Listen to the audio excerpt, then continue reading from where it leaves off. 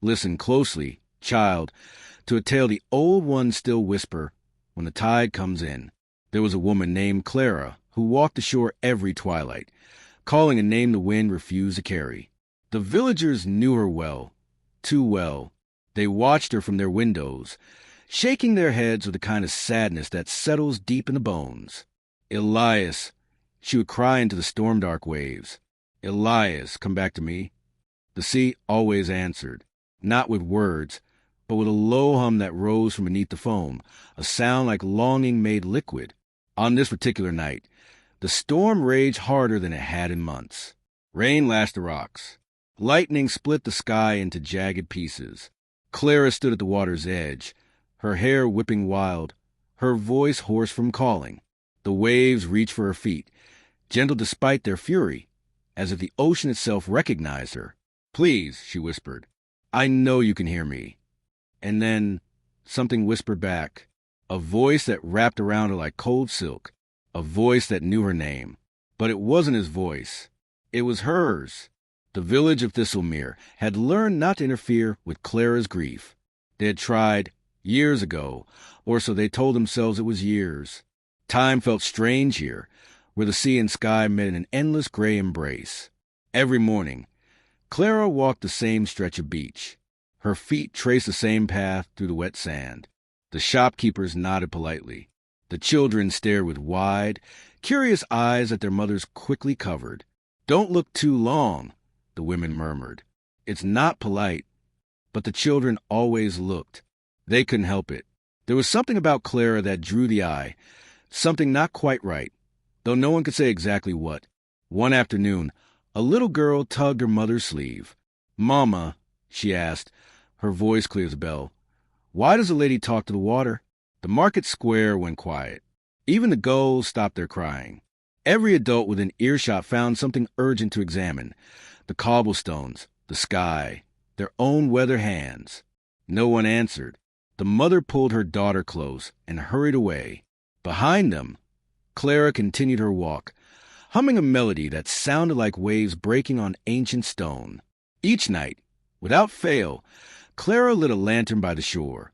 She would set it on the same flat rock, sheltered from the wind by a natural curve in the cliff face.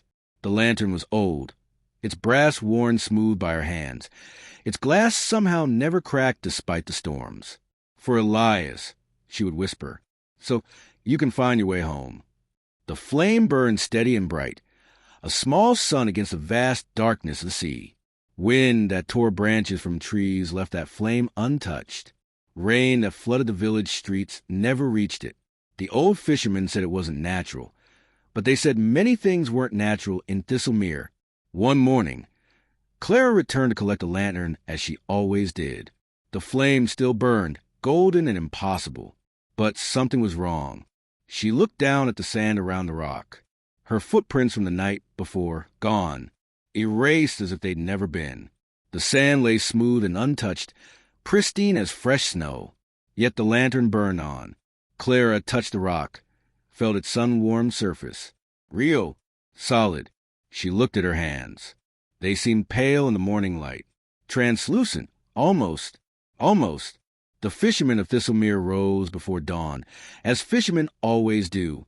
They mended their nets and prepared their boats with the practiced efficiency of men who'd spent their lives reading the sea's moods. Old Marcus was the oldest of them all, his face weathered like driftwood, his eyes the color of storms. He'd been fishing these waters since before Clara came, before the tragedy, before the forgetting. One morning, Clara approached a stall where silver fish lay gleaming on ice. She reached for her coin purse, but Marcus raised a gnarled hand. "No," he said, his voice rough as grinding pebbles. "Can't sell to you, miss." Clara blinked, confused. "But the sea remembers what the living forget." Marcus fixed her with a gaze that held something between pity and fear. "And I don't sell fish for the dead." The words hung in the salt air like an accusation. Clara stepped back, her hand falling to her side. The other fishermen suddenly found urgent work to do, their eyes carefully averted. "I don't understand," Clara whispered. But Marcus had already turned away, and the morning fog rolled in thick and cold, swallowing everything in white silence. That night, Clara couldn't sleep. The windows of her cottage rattled in their frames as wind pressed against the glass. She rose and walked to the beach, drawn by something she couldn't name. The tide was out, leaving vast stretches of wet sand gleaming under the moon. She waded to the water's edge, letting the foam kiss her ankles. Cold, but not unbearable. Familiar, somehow. Then she heard it, a sound beneath the waves. A low, rhythmic hum that pulsed like a heartbeat. It rose from the depths, resonating through the water and into her bones. As she listened, the hum began to form shapes, syllables meaning. It was singing her name. Clara, Clara, Clara. The sound wrapped around her like an embrace, like a memory, like drowning. Her knees buckled, and she fell forward onto the sand, catching herself on her palms. Her breath came in gasps. The world tilted and spun. Above her, the moon blazed impossibly bright. She looked up, and in that moment, her eyes reflected its light, but wrong. Too bright, too silver, like coins pressed over the eyes of the dead. The traveler arrived on a Tuesday, though time meant little in Thistlemere. He came with the morning mist, a tall figure in a dark cloak, carrying an old leather case and a sketchbook bound in weathered cloth. He walked directly to the cliffs overlooking the sea and began to draw. His hand moved with practiced certainty, capturing the curve of the coastline, the angle of the rocks, the exact placement of the lighthouse in the distance. The village children gathered at a safe distance, whispering. "Another one who doesn't know yet," the traveler murmured, his pencil never stopping its careful dance across the page. A brave boy stepped forward. "Doesn't know what, mister?" The traveler glanced up, his face hidden in the shadow of his hood. He smiled, though the boy couldn't quite see it.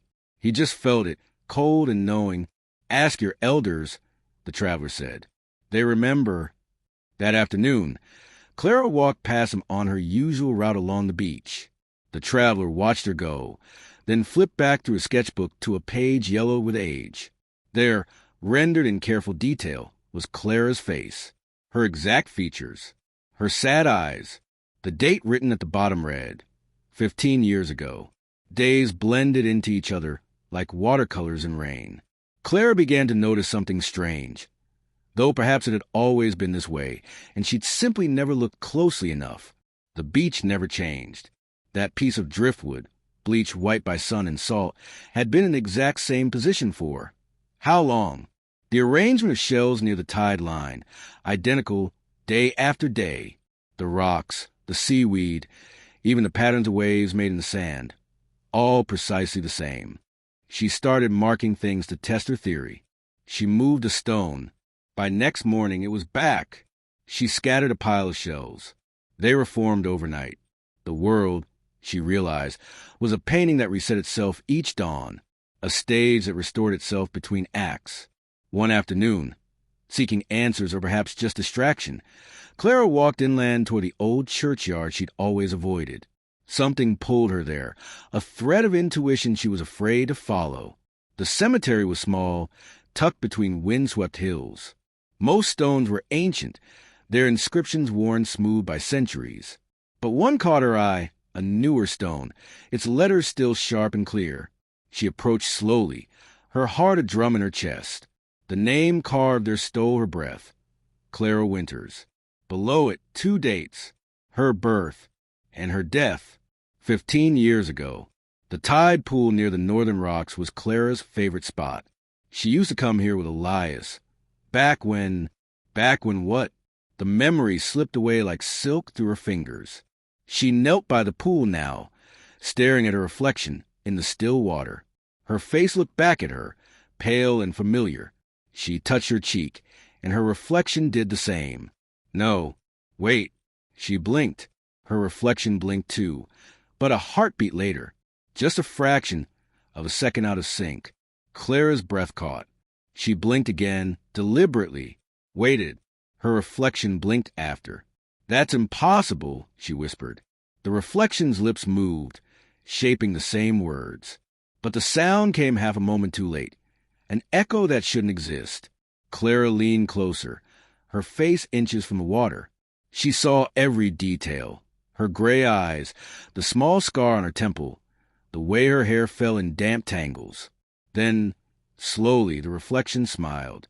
Clara wasn't smiling. She jerked back, scrambling away from the pool. Her heart hammered against her ribs.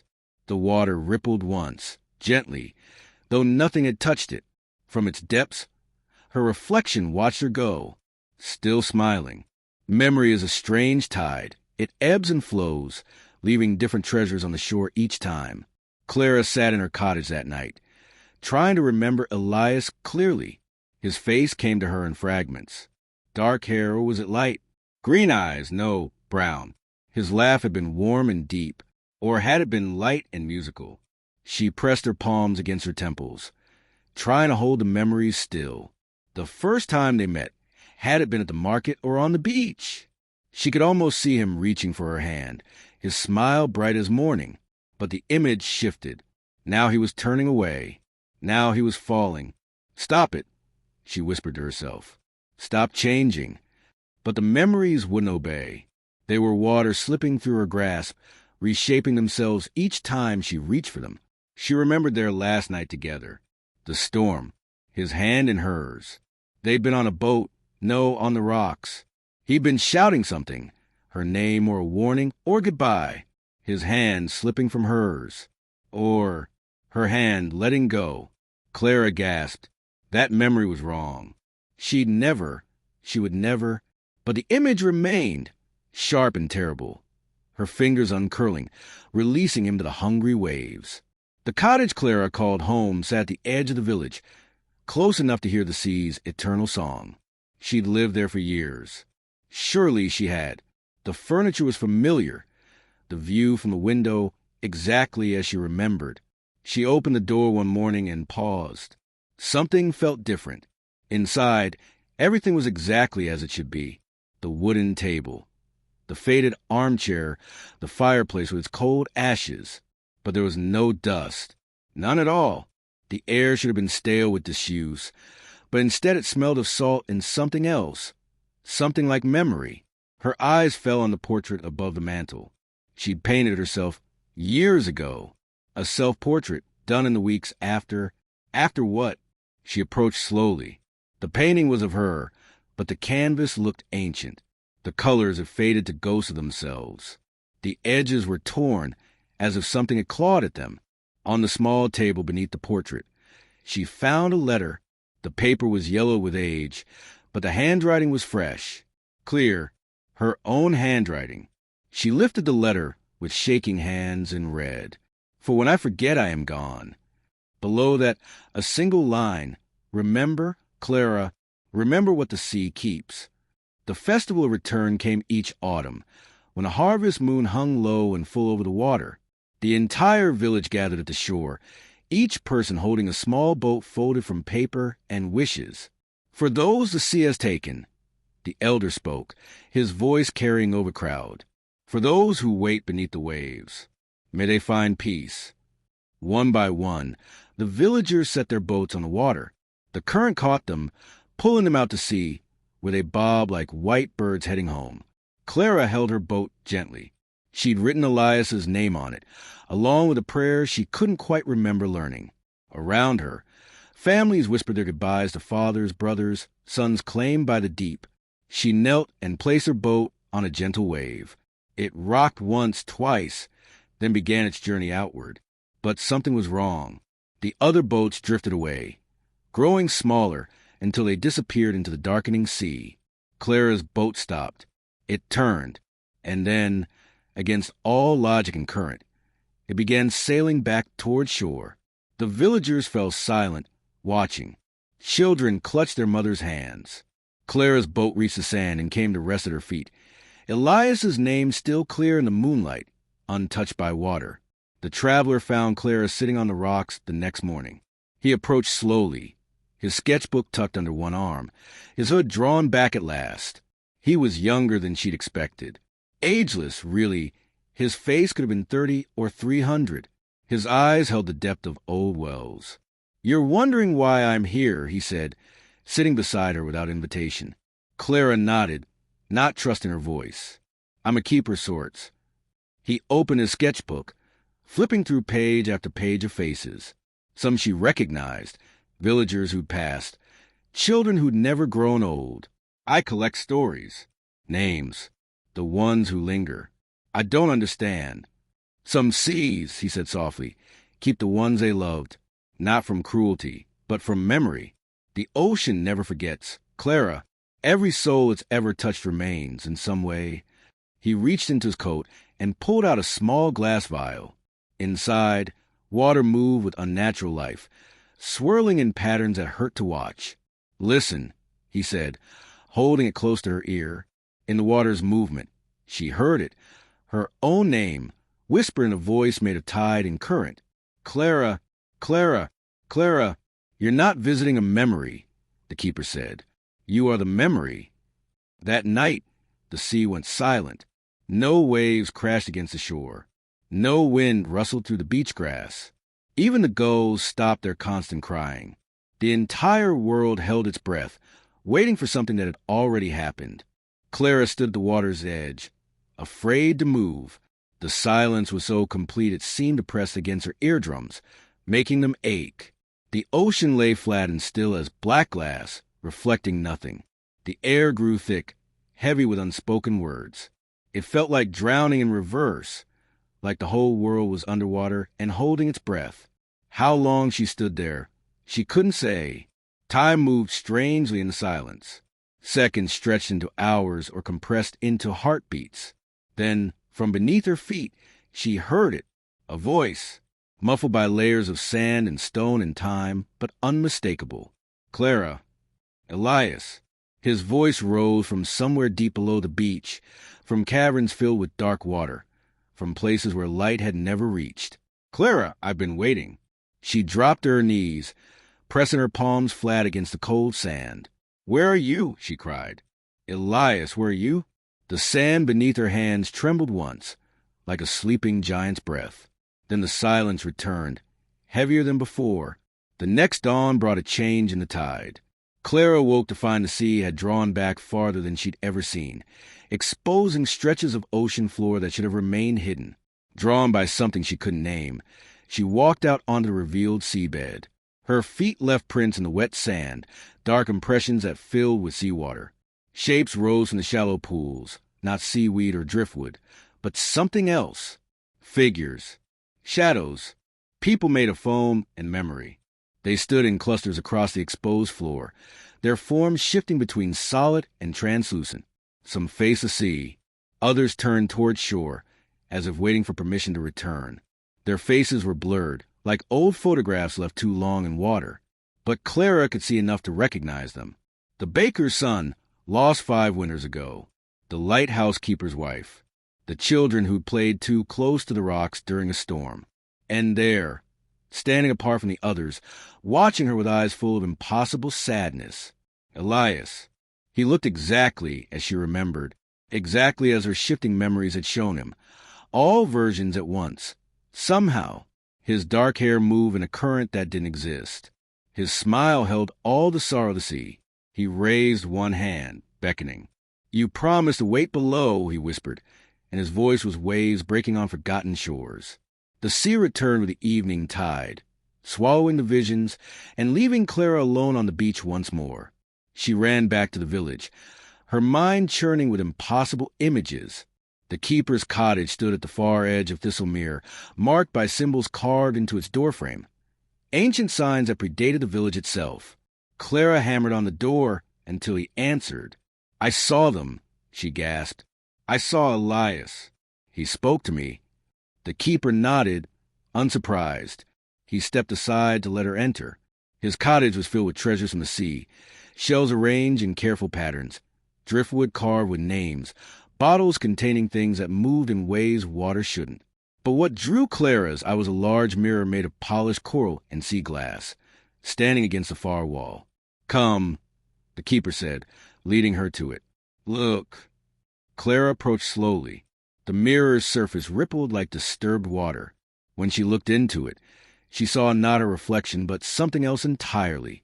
The ocean floor, lit by an impossible light. Lanterns, hundreds of them, maybe thousands, arranged in rows that stretched beyond sight. each one burning with the same steady flame as the lantern she lit each night, and walking among them, tending them like a garden, herself. "That's me," she whispered. "That's me down there." The child appeared on the beach the next morning as Clara stood watching the waves. She was perhaps 6 or 7, with sea-dark eyes and hair that caught the light like wet sand. "Hello," the girl said, holding something cupped in her small hands. Clara managed a smile. "Hello. My mama said this belonged to you." The child opened her hands to reveal a perfect spiral shell, white and pink and impossibly beautiful. "She said you dropped it before you left." "Left?" Clara's voice sounded distant to her own ears. "Left where?" The child didn't answer. She pressed the shell into Clara's palm and ran away, her laughter carried off by the wind. Clara lifted the shell, examining it in the morning light. It was warm, like something alive. Without thinking, she raised it to her ear the way children do, listening for the ocean. But the sound that emerged wasn't waves. It was a heartbeat. Ba-bump, ba-bump, ba-bump. Regular and strong, then beginning to slow. Slower, slower. Ba-bump, ba-bump. And then silence. The final heartbeat she'd ever had, captured and kept like a message in a bottle, waiting 15 years to be heard. Clara dropped the shell. It landed in the sand without breaking, its perfect spiral unmarred. That night, Clara broke into the keeper's cottage while he was away. She had to know, had to see what he'd written, what he'd drawn, what truth he'd been keeping from her. The sketchbook lay on his desk, almost as if he'd left it there deliberately. She opened it with trembling hands and began to turn the pages. Face after face stared back at her, the lost, the drowned, the ones who couldn't leave. Each portrait was dated, each one labeled with a name and the circumstances of their death. Then she found her own page. The sketch showed her younger, her face not yet touched by the years of waiting. But the artist had captured something in her eyes, a wildness, a desperate determination. Below the portrait, a series of smaller sketches told a story in images. A boat in a storm, 2 figures clinging together, a wave rising like a wall, a man falling, a woman reaching, a woman diving after, the ocean closing over both of them. Below that, written in the keeper's careful hand, Clara Winters, lost at sea during the storm of 15 winters past, died attempting to save Elias Morrison, who had fallen overboard. Both bodies recovered 3 days later. Clara's lantern still burns for the man she saved. And at the bottom, a single line. Tomorrow, she remembers. The storm came again, as all things come again in Thistlemere. Clara stood on the cliff's edge as lightning split the sky into jagged pieces. Rain lashed her face. Wind tore at her clothes. Below, the sea rose and fell in massive swells, each wave a mountain of dark water. This storm. She knew this storm. The keeper appeared beside her, his cloak whipping in the wind. Water ran down his face like tears. He didn't look at her, just stood watching the chaos below. "It's time," he said, his voice somehow clear over the tempest. "Time to go home." "Home." Clara turned to him. "I am home. This is—" But even as she said it, the words tasted like lies. Familiar lies she'd been telling herself for 15 years. "Look at me, Clara." She did. And for the first time, she truly saw him. Saw past the hood and the ageless face to the truth underneath. Elias. His name emerged as a question, a prayer, a breaking. He smiled then, that same sad, gentle smile from her shifting memories. "I waited for you, down below, but you couldn't let go. You kept lighting that lantern, kept walking the shore, kept calling my name. The sea held you here because you asked it to. I don't understand. You will—" Elias said, "Look." The lantern burned beneath the waves. Clara saw it now, clear as moonlight. The same lantern she'd lit every night for 15 years, resting on the ocean floor among hundreds of others. Its flame burned brighter than all the rest, a small sun in the darkness. "You left it burning for yourself," Elias said softly. "A beacon to guide you home when you were ready, when you could finally remember." Clara shook her head, but even as she denied it, memories began to surface. Real memories, undistorted by time and grief. The storm, the boat, Elias falling, her diving after him without hesitation. The cold water closing over her head like a fist. The burning in her lungs. Elias's hand in hers, pulling her deeper instead of fighting toward the surface. "Let go," he'd shouted, his words garbled by water and panic. "Clara, let go." But she hadn't. She'd held on, swimming down to where he'd become tangled in the nets, fighting to free him while her oxygen ran out and her vision darkened. She remembered untangling the last rope, remembered his face as he realized what she'd done, remembered him trying to push her toward the surface, toward life, remembered choosing to stay. Remembered the moment everything went still and quiet and gentle, the moment she drowned. "I died," Clara whispered. The words weren't a question anymore. They were an admission, a confession, a release. "Yes," Elias said, "I saved you." "Yes." And then she looked down at her hands, translucent in the storm's light, more memory than flesh. "Then the sea kept me, because I couldn't accept it, because I kept waiting for you." "The sea remembers everything," Elias said. "Every soul that's ever touched its waters. Most pass through and move on, but some, those who die with unfinished business, with love so fierce it won't let go, they linger, caught between the waves and the shore, between being and not being." Clara turned to face the churning ocean. "But you moved on. Why did you come back?" "Because the sea chose me to guide the others. The ones like you. I'm the keeper now, Clara. I help them remember. Help them let go." His voice broke slightly. "I've been waiting for you to be ready." Lightning illuminated the beach below.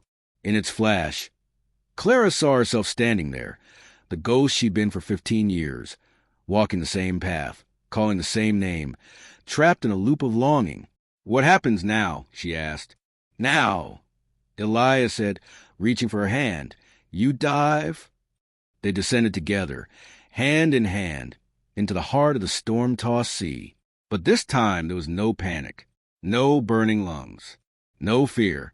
The water welcomed Clara like an old friend, wrapping around her in an embrace that felt like coming home. Down they went, past the shallow places where fish darted in silver schools, past the reef where colors bloomed impossible and bright, past the deep places where light began to fail, and the water turned cold and strange, until they reached the mirror. It stood on the ocean floor, enormous and ancient. Its frame was made of twisted coral and pearl, decorated with shells and the bones of drowned ships. Its surface rippled constantly, never still, never clear. "Look," Elias said. "Really look." Clara stepped forward. In the mirror's surface, she saw herself, not the ghost she'd become, but her true self. Pale, still, peaceful, wrapped in seaweed like a burial shroud, resting on a bed of white sand.